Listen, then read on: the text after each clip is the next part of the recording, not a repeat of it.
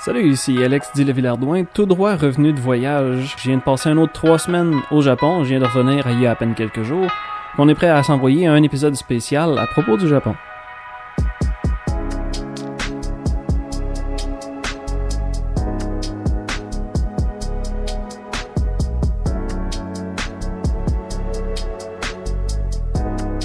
Ouais, fait qu'une fois, c'était pas assez d'aller au Japon, j'ai décidé d'y aller une deuxième fois avec le même partner que d'habitude. On est allé faire un autre 3 semaines, on est allé explorer des endroits différents, surtout parce qu'on est allé en juin et juillet.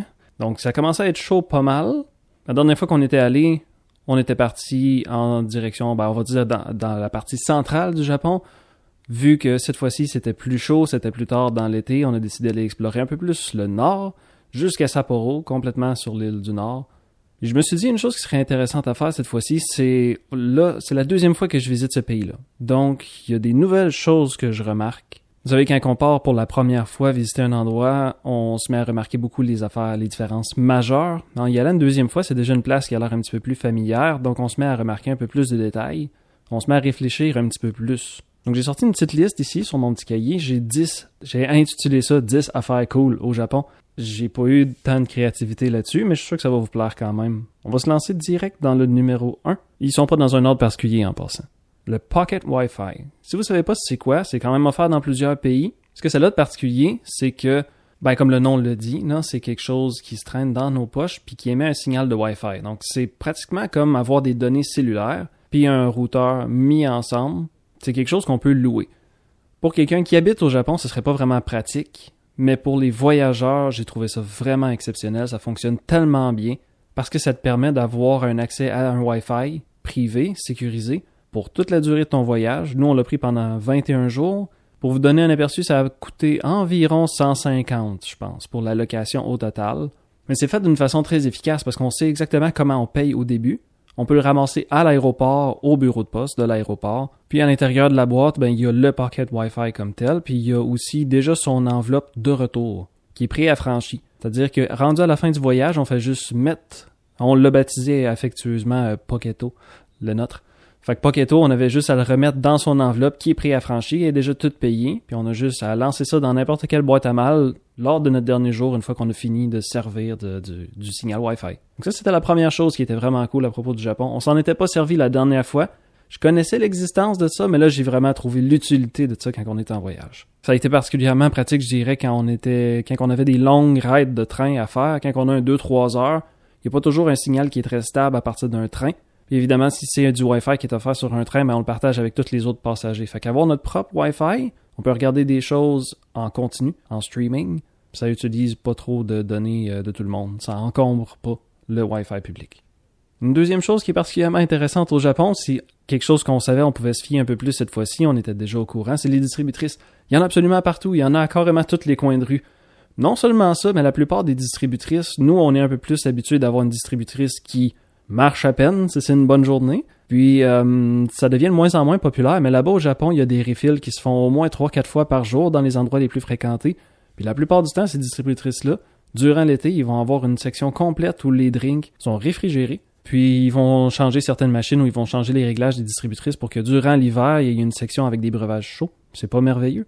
Le Japon, c'est encore une place où on utilise beaucoup l'argent cash, on utilise beaucoup l'argent liquide. Ça veut dire qu'on a toujours une poignée de change dans nos poches. C'est facile de servir des distributrices, puis on peut se fier qu'ils vont être un petit peu partout. Fait que n'importe quand qu'on a besoin d'avoir une bouteille d'eau, si on a une petite soif, c'est vraiment facile de juste trouver une distributrice. Il y en a dans toutes les stations de train, il y en a. Quand je dis à tous les coins de rue, là, j'exagère même pas, je pense. Si t'es en ville ou si t'es dans un village, c'est clair que tu vas en trouver. C'est fantastique. C'est une bonne façon de se faire donner du change. Ça prend les billets de 1000 yens, équivalent d'à peu près un 10 piastres, mettons. Fait que si on se retrouve avec juste des bills puis qu'on n'a pas d'argent en scène, la distributrice est capable d'accepter un billet de 1000 yens. Tu te commandes un petit quelque chose, une bouteille d'eau, ça va peut-être coûter 180 yens maximum, genre 1,80. Puis ça va te donner du change, fait que tu vas te retrouver avec des cents pour acheter d'autres affaires après. C'est merveilleux. Il commence à se diversifier un peu plus maintenant aussi. On réalise que il y a certaines distributrices où tu peux acheter des kits pour te faire des ramen. Fait que c'est relativement frais, ça vient dans un sac où tu as à peu près tous les ingrédients que tu as besoin. Fait que tu fais juste commander ça à une distributrice. Des fois, ça va être des magasins ou bien des restaurants de ramen, par exemple, que si c'est en dehors de leurs heures d'ouverture, ben ils peuvent laisser un peu de stock dans la distributrice, puis tu peux le commander comme ça, puis le réchauffer, puis le préparer chez vous. Une idée intéressante, en considérant que le Japon, c'est un endroit où les distributrices fonctionnent vraiment bien, fait qu'il y a de la place pour avoir des nouvelles idées comme ça. C'est pas quelque chose qui va tomber désuet vraiment rapidement. On a trouvé aussi certains endroits qui avaient des crèmes glacées. Un peu comme dans un dépanneur, il y a un gros congélateur avec un assortiment de crèmes glacées de toutes les sortes. Ben, ça se retrouve dans une distributrice aussi. Tant que ça reste congelé avec cette machine-là, tant que c'est réfrigéré, ben ça fonctionne pratiquement aussi bien que si c'était un dépanneur. Une autre place où on peut passer son change ou faire du change. C'est vraiment cool. Je vais parler d'une troisième chose avant qu'on s'en aille à une petite pause musique, comme d'habitude. Il y a des sièges pivotants dans les trains rapides puis dans les trains à grande vitesse, là, les Shinkansen, qu'on appelle ça, selon le sens du trajet ou bien pour que les groupes puissent s'asseoir face à face. La première fois qu'on a vraiment remarqué ça, c'est une fois de temps en temps, il y a un contrôleur ou bien il y a un policier qui passe sur les trains les plus fréquentés. C'est normal. Puis là, on avait vu qu'il y avait un groupe où c'était comme une famille, mais ils étaient séparés en 2 rangées.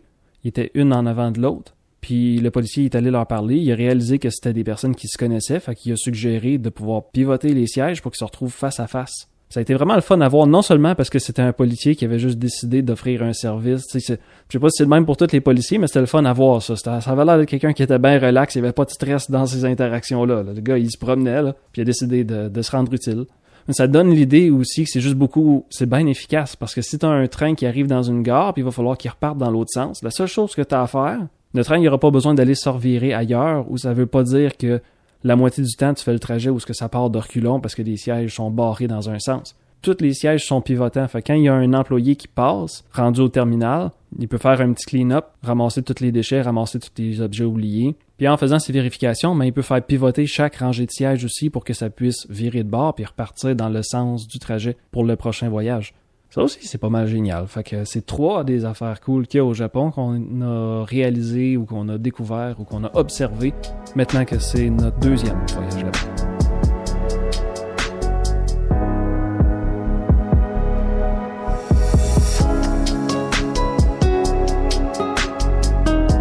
On est maintenant rendu au numéro 4. Qu'est-ce qu'il y a de mieux pour partir après une pause musicale que parler de toilettes? Au Japon, on a vraiment trouvé les toilettes du futur. C'était quelque chose qu'on était déjà au courant, que c'était présent, mais on a juste pu en profiter un petit peu plus cette fois-ci parce qu'on devient un peu plus habitué à ça. Tu sais, la première fois qu'on entend parler, par exemple, d'un bidet, si on habite en Amérique du Nord, c'est pas vraiment une idée qui est très familière. Ça peut prendre un petit peu de temps avant qu'on s'ajuste à ce genre de choses-là.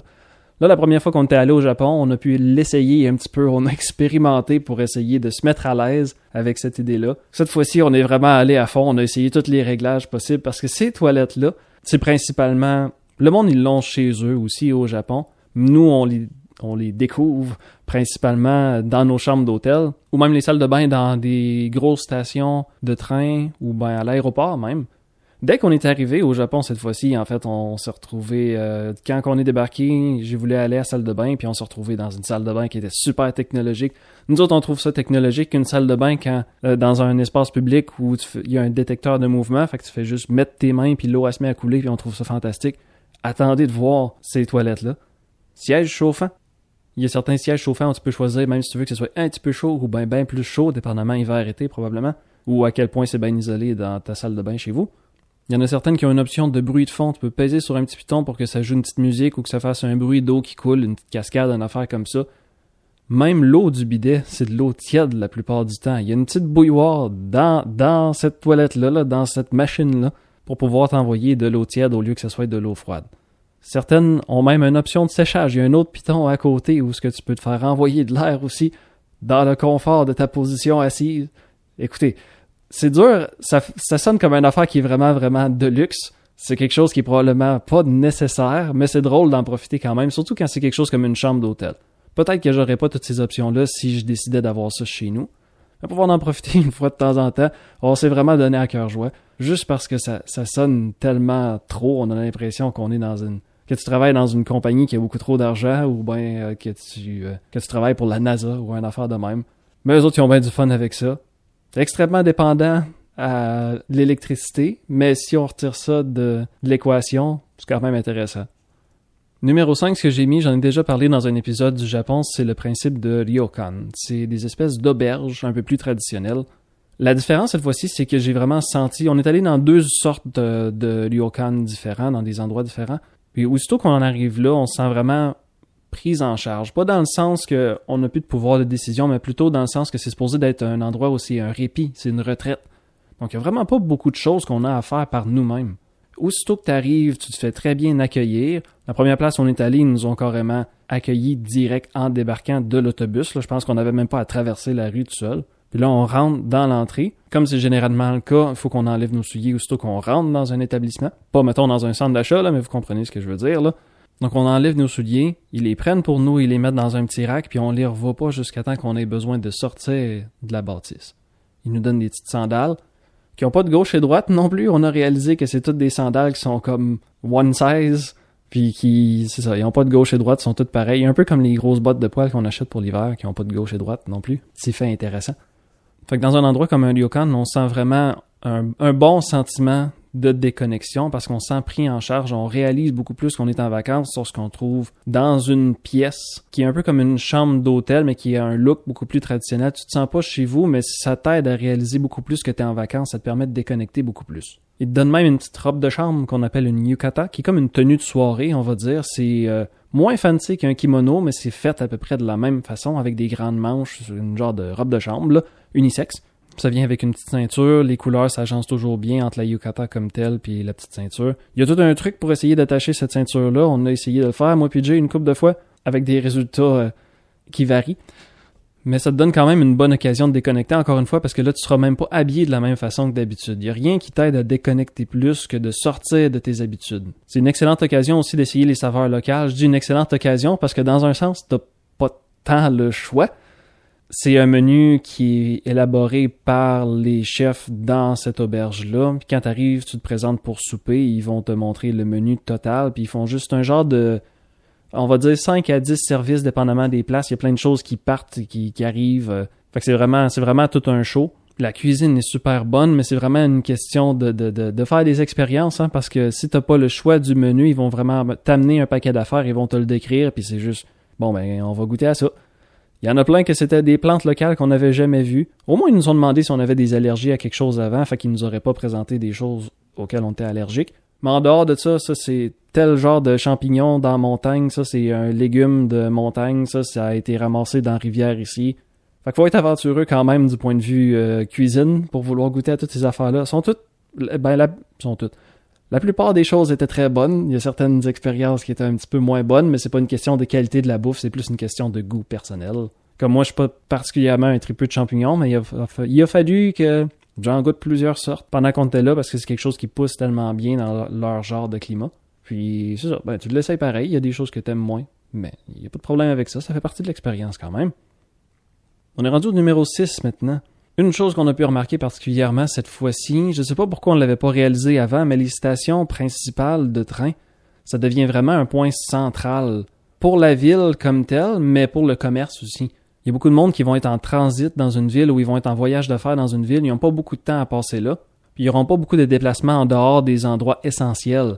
Donc il y a un genre de centre d'achat centralisé à la station de train, ce qui fait que tu n'as pas besoin de sortir ben loin des barrières pour aller à la station de train. Tu te retrouves en plein milieu d'un centre d'achat, il y a un paquet de restaurants, il y a des endroits où tu peux acheter des souvenirs, parce que l'achat de petits souvenirs, c'est vraiment un gros phénomène culturel là-bas. Il y a beaucoup de monde qui ont à voyager pour le travail, puis les relations au travail sont très très importantes, des relations personnelles aussi quand même, mais si tu as un lien quelconque avec quelqu'un, il va falloir que tu ramènes un petit souvenir de voyage, ce qu'on appelle omiyage. La plupart du temps, ça va être, mettons, une boîte avec le même genre de souvenir, un biscuit ou ben un bonbon de quelque genre, emballé individuellement pour que tu puisses distribuer le même genre de choses à plein de monde, à tous tes collègues de travail. Donc, il y a des places à souvenirs, il y a des restaurants de toutes les sortes, il y a des boutiques de toutes les sortes, tu peux t'acheter du linge, il y a souvent des dépanneurs, des pharmacies, fait que tu peux acheter à peu près tout ce que tu as besoin, même si tu es dans un séjour très court dans une ville, t'as pratiquement pas besoin de sortir. Fait que ça devient particulièrement pratique quand tu es dans des places comme Sapporo, ou ben Aomori, ou ben même Morioka, qui est un petit peu plus bas, qui est quand même bas, mais dans le nord. Anyway.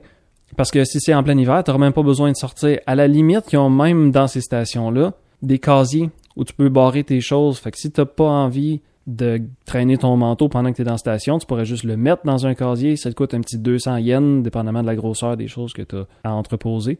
Nous, c'est arrivé une fois, je me souviens plus dans quelle station, mais on avait besoin de prendre un train qui était beaucoup plus tard dans la journée pour partir de cette ville-là.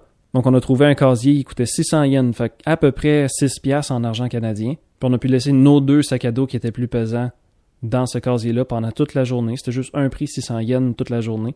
Fait qu'on est juste parti avec notre sacoche habituelle pour traîner notre cher ami Poketo pour avoir notre Wi-Fi, peu importe où ce qu'on se promène. C'est bien utile quand on veut se servir de Google Maps ou une affaire comme ça. Parce que qu'est-ce qu'un touriste si c'est pas une personne qui a de la misère à trouver les places qu'il cherche? On est rendu au numéro 7. Il y a des parapluies de courtoisie. À bien des endroits. Le Japon, c'est quand même une place où il y a des pluies assez régulières. C'est rare qu'ils ont des gros orages. C'est sûr que c'est un pays qui est très très vaste quand même, fait que j'essaierai pas de trop généraliser. Il y a probablement des orages en quelque part. Mais ce que je veux dire, l'idée que j'essaye de communiquer, là, c'est les parapluies de courtoisie. C'est un principe qui fonctionne pas dans n'importe quel pays. Le Japon, c'est un pays où il y a un taux de criminalité extrêmement bas. Ce que ça veut dire, ça, c'est que généralement, si tu laisses quelque chose en quelque part, il bougera pas vraiment jusqu'à temps que tu reviennes. C'est pas vraiment un danger de laisser son sac à dos à ta place au resto le temps de la salle de bain. Quand tu vas revenir, il va être encore là. Fait que ça marche un petit peu ce principe-là pour les parapluies.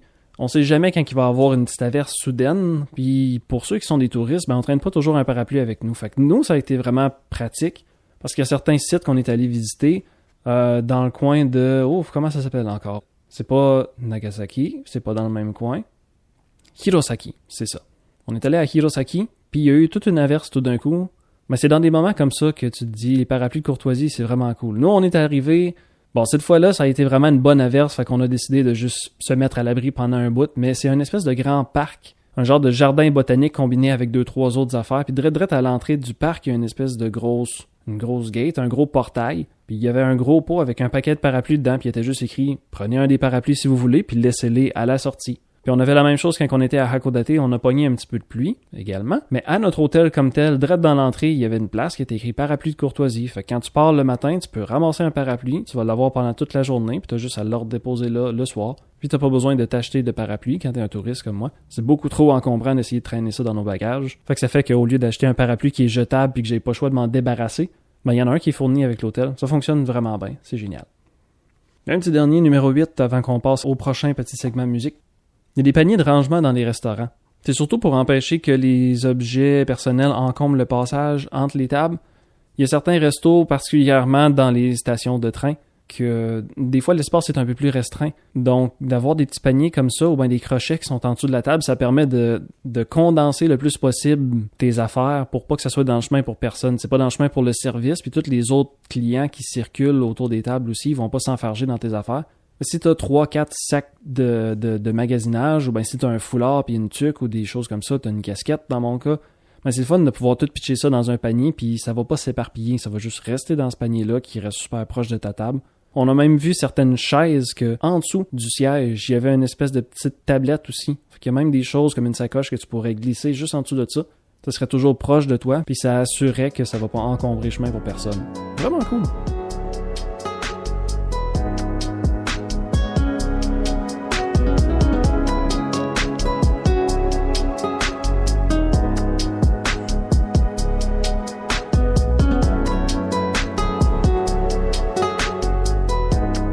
Bon, on est rendu à notre dernier petit bout. On est rendu au numéro 8, puis je vais avoir une petite note de plus. Fait qu'on a numéro 9, numéro 10, puis j'ai un petit nota bene qui va être à la fin. Une affaire qui est bien cool au Japon, malgré que ça soit plus collatéral que d'autres choses, on va dire, c'est un look rétro ou bien un look abandonné. Après la Deuxième Guerre mondiale, on a eu un gros boom économique au Japon. Il y a eu un gros boom de population. Ils ont réussi à tout reconstruire. Ils se sont développés énormément. Il y a eu des avancées scientifiques qui ont vraiment eu des gros impacts. Ce qui veut dire que pendant un bout, là, le Japon était en train de se développer au maximum. Il y avait énormément d'argent qui était investi dans tout. Puis là, on se retrouve avec une population, aujourd'hui, 2023, qui est vieillissante. Il y a plus de morts que de naissances. Fait que ce que ça cause, c'est des grosses pénuries de main-d'œuvre. C'est une des raisons pourquoi on se faisait servir par un robot chat, des fois, avec des tablettes, au lieu qu'on se fasse servir par des serveurs. Ça sera une histoire pour une autre fois, là. Il y a plus que 10 choses cool qu'on a trouvées dans notre voyage. Je me suis tenu à 10 pour aujourd'hui. Fait qu'avec un vieillissement de population, on n'a pas assez de main-d'œuvre pour maintenir un paquet d'infrastructures. On a aussi un gros phénomène d'urbanisation. Il y a énormément de jeunes qui se retrouvent à aller travailler en ville, qui abandonnent la campagne. Fait qu'on se retrouve avec un phénomène où on a un paquet de maisons de campagne qui vont être abandonnées. On a un vieillissement de la population qui est absolument affreux. Fait qu'on voit encore un peu partout les restes d'une époque qui était vraiment florissante. Il y a un aquarium qu'on était allé visiter dans le coin de Otaru, que ça s'appelle, la ville, qui est pas trop loin de vite de même, je m'en souviens même plus. En tout cas, c'était proche d'une autre ville où c'est là qu'on restait, anyway. Donc cet aquarium-là, il était vraiment merveilleux à aller visiter parce que c'est toujours le fun d'aller voir des animaux marins, là. C'est mon genre d'activité, ça. Mais ce qu'il y avait de spécial, c'est que ça avait vraiment un look qui était démodé, ça avait l'air à la limite négligé. Puis c'est vraiment drôle parce que c'est vraiment quelque chose qu'on va dire qui est collatéral. Tu vas pas visiter ce genre de place-là pour le look vieillot que ça a, mais c'est un peu ça que t'as quand même. Il y a beaucoup de places qu'on va visiter que ça va être fait en béton, puis ça commence à être noirci à des places parce qu'ils ont jamais le temps de l'entretenir. Il y a vraiment quelque chose, surtout en Amérique du Nord, qui est de... Notre tolérance pour le look négligé est vraiment, vraiment basse. C'est pas long qu'on veut repeinturer quelque chose, c'est pas long qu'on veut sabler quelque chose. On est toujours prêt à donner un look renouvelé. Mais là, dans les places au Japon, il y a tellement de grosses bâtisses, il y a tellement de choses qui ont été bâties qu'on n'arrive pas à accoter ce rythme-là. Fait que c'est pas quelque chose qui arrive volontairement, mais si vous aimez les choses qui ont un petit look rétro, vous allez trouver beaucoup de choses qui sont démodées ou qui sont passées date en allant là-bas. Mais ça rajoute un certain charme quand même. Fait que c'est pas long que quand t'es en train ou quand t'es en autobus, tu te mets à voir le bout d'une ville, le bout d'une banlieue, puis tu commences à voir des bâtisses qui commencent à être négligées pas mal. Tu passes dans certaines rues qui sont un petit peu moins fréquentées, puis c'est assez facile de voir c'est quelle bâtisse qui s'en vient décrépie puis qui va probablement s'effondrer prochainement. On voit de la végétation qui prend le dessus sur certains morceaux de la bâtisse. Fait que c'est beau à voir quand même, mais c'est ça, c'est pas le charme d'une œuvre d'art, c'est pas le charme d'une planification urbaine très précise, c'est beaucoup plus juste une question de manque de temps ou de voir où on peut mettre l'énergie. 10e affaire cool, on est rendu à la dernière, c'est que au Japon, ça a pris du temps avant qu'on le réalise, celui-là, on était probablement rendu dans la 3e semaine, mais j'ai fini par voir vraiment qu'il y a beaucoup de places qui commencent à avoir de l'écriture, on va appeler ça occidentale, là, ce qui se ferait appeler romaji, qui veut dire comme l'écriture en lettres romaines, parce que probablement que vous le savez, en japonais, on utilise des styles d'écriture qui sont différents. Il y a 3 styles d'écriture au total, on n'ira pas dans les détails de ça pour aujourd'hui, mais il y a 3 styles d'écriture qui sont beaucoup plus basés, on va appeler ça des dessins, beaucoup plus de lignes, mais c'est pas nos lettres habituelles. D'habitude, ça s'écrit minimalement par syllabe. Nos lettres, elles s'écrivent littéralement par son. On a des voyelles puis des consonnes. Mais eux autres sont chanceux dans le sens qu'ils sont exposés à nos lettres romaines dans un monde où eux autres, ils ont leur propre style d'écriture. Donc, ils arrivent à le lire relativement bien. Ils sont habitués. C'est écrit un petit peu partout. Il y a beaucoup de noms de bâtisses, il y a beaucoup de noms de commerce qui va être écrit en japonais, puis en dessous va être écrit, par exemple, en lettres romaines, la lecture de ces caractères-là pour les étrangers comme nous. Mais aussi beaucoup de gros magasins du genre le Canadian Tire ou Home Depot, puis ces genres de places-là, où il va être carrément écrit en lettres romaines dessus. Donc, ils ont ce genre d'exposition-là que nous, on n'a pas l'inverse de ça. On se sert de nos lettres romaines, puis peut-être une fois de temps en temps, on va voir un resto chinois ou une affaire de même où il serait écrit vraiment des choses en chinois, puis personne ne s'attend vraiment à ce que ça soit lu par qui que ce soit, mais c'est à peu près les seules fois vraiment. Tandis que là-bas, une fois qu'on est là pendant 3 semaines ou qu'on va faire un voyage au moins une fois au Japon, on s'habitue vraiment à voir qu'il y a du japonais qui est écrit partout. Mais quand on voit quelque chose d'écrit en romaji, on dirait que ça devient invisible. On réalise pas que c'est pas sa place habituelle. C'est l'écriture qui vient de notre bord. Mais il se retrouve là tellement fréquemment que c'est facile de le manquer. Mais là, dans ce voyage-là, on a vraiment réalisé, OK, il y a cette écriture-là qui est un peu partout. C'est pas leur écriture, mais ils sont exposés. Ça aide à entraîner le cerveau. T'sais, ils ont déjà 3 styles d'écriture. Fait que d'en rajouter un 4e qu'ils ont besoin de lire, c'est pas si pire que ça. Mais dans notre cas, on s'expose juste à nos lettres romaines. Peut-être une fois de temps en temps, on va voir d'autres langues. Ça veut pas dire qu'on va savoir les lire, mais la plupart des autres langues, c'est d'autres langues occidentales qui servent à peu près des mêmes lettres, plus ou moins. On manque beaucoup d'exposition à d'autres styles d'écriture, d'autres façons d'écrire que juste écrire avec voyelles, consonnes comme on le fait habituellement. Puis ça, je pourrais dire, on pourrait tout en bénéficier. Ça aide juste un peu, c'est ça, la plasticité du cerveau, la flexibilité. Puis ils sont très chanceux d'avoir ce phénomène-là chez eux. La seule chose que je souhaite, c'est que ça remplace pas trop leurs propres écritures. Fait que voilà, c'est ça qui fait les 10 choses cool du Japon que j'ai pu noter pendant ce dernier voyage qui vient juste de finir. Mais je rajoute une petite note quand même. Là, j'ai commencé à faire des voyages pas mal. Il y a beaucoup de réalisations qu'on fait lorsqu'on est en voyage. Je pense que c'est un peu mon devoir ou c'est un peu l'objectif que je me donne en faisant des épisodes de podcast, de vous faire découvrir certaines de ces réalisations-là, certaines réflexions que j'ai eues à force de voyager puis d'observer toutes sortes de choses. Mais j'ai envie de vous laisser avec une pensée spéciale. C'est une pensée qui m'est venue lorsque j'étais en Malte, mais elle s'applique particulièrement bien aussi à ce voyage-là. Je vais conter l'anecdote de la Malte dans un épisode séparé où vous allez probablement comprendre beaucoup plus son contexte, mais si j'avais à le résumer en une phrase à peu près, c'était « Chaque habitant ne connaît pas tout de son environnement ». Lorsqu'on est touriste, des fois on finit par assumer que lorsqu'on va à notre destination, n'importe qui à qui on parle, il devrait être plus ou moins au courant de ce qui se passe, plus ou moins au courant de ce qu'il y a dans leur ville, mais c'est pas du tout le cas. Il y a beaucoup de monde, pendant que vous êtes en voyage, qui vont avoir une mauvaise journée, ou qui vont être en manque d'argent, ou qui vont être trop pressés, ou qui vont être simplement ignorants. C'est pas parce qu'ils vivent dans une ville qu'ils connaissent grand-chose de cette ville-là, ou qu'ils connaissent grand-chose de la région. Il y a plein de monde qui se promène dans la vie sans se poser beaucoup de questions. Et c'est quelque chose qui est à garder en tête. On a l'impression, on pourrait juste dire, toi t'es japonais, tu dois savoir pourquoi telle chose. Ben non, pas nécessairement. C'est pas parce que c'est un habitant que cette personne-là va savoir la réponse à ta question très très particulière sur un sujet. Il y a une place qu'on est allé, un restaurant qui s'appelle Sushiro pour manger des sushis. Là, c'est un sushi avec un convoyeur. Je pense que j'en ai déjà parlé, un kaiten sushi. J'en ai parlé dans l'épisode sur la cuisine du Japon. Ben, il y avait des Japonais qui attendaient en file aussi. Ils faisaient de l'attente en même temps que nous autres pour avoir une place au Sushiro. Eux autres aussi, ils avaient l'air confus. Fait que c'est pas parce qu'ils sont des Japonais que nécessairement ils sont toujours 100% bien adaptés aux situations. Ils avaient l'air aussi confus que nous autres dans la façon que ça fonctionnait pour réussir à ramasser une table. Puis dans les hôtels, il y a quand même des pancartes aussi qui est écrit « S'il vous plaît, ne ramenez pas les serviettes chez vous ». Tu sais, c'est le genre de réalisation que tu te dis « Ok, je peux comprendre que des fois, il y a des avertissements pour les touristes, mais c'est ça, des personnes un peu caves ou bien des personnes qui s'en permettent un petit peu trop, il y en a dans chaque pays. Mais la partie que je voudrais que vous vous souveniez un petit peu plus, c'est juste l'élément de... C'est pas chaque personne qui connaît tout à propos de son environnement, à propos de son pays. Ça vaut la peine de poser la question quand même, mais préparez-vous à avoir une réponse négative puis à faire vos petites recherches par vous-même. Ou bien, dans mon anecdote de la Malte que je vais parler dans un autre épisode, des fois, il faut juste assumer aussi que la personne va essayer de te donner une réponse, mais ils n'ont aucune idée de quoi ils parlent, puis il va falloir que tu vérifies pareil, parce que si tu fais juste les suivre, puis penser que c'est vrai, ça se pourrait que tu te retrouves un petit peu dans le trouble. Comme la fois où j'ai séché dans le désert en Malte, parce que j'écoutais la façon que le monde me parlait, puis j'assumais que c'était toujours des faits tout à fait réels. Mais ça a bien été, inquiétez-vous pas, là, j'ai pas eu un gros rush de déshydratation.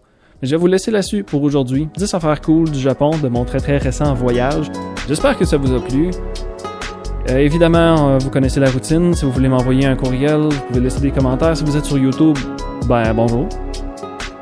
Si vous préférez m'envoyer un courriel, vous avez le villardouin.balado@gmail.com. On se retrouve une prochaine fois. D'ici là, prenez soin de vous. Bye bye!